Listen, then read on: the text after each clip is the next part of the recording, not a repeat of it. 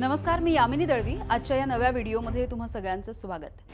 आज महाराष्ट्रामधला जळगाव जिल्हा हा हादरून गेलाय, कारण ऑनर किलिंगची भयंकर घटना या ठिकाणी घडली आहे। आज असं झालंय की एका वडिलांनीच आपल्या मुलीवरती आणि जावयावरती गोळीबार केला।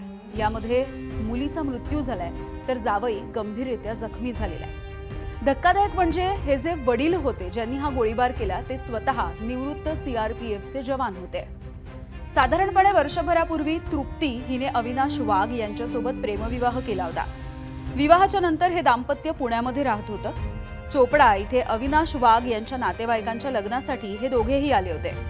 तृप्ती आणि अविनाश येणार याची माहिती मिळताच तृप्तीचे वडील तिथे पोहोचले आणि या लग्नाच्या मांडवामध्येच रक्ताचा सडा सांडला। आरोपी बाप किरण मांगळे यांनी गोळीबार करताच मंडपातल्या लोकांनी मिळून त्याला जबर मारहाण केली, ज्यामध्ये ते सुद्धा गंभीररित्या जखमी झालेले आहेत।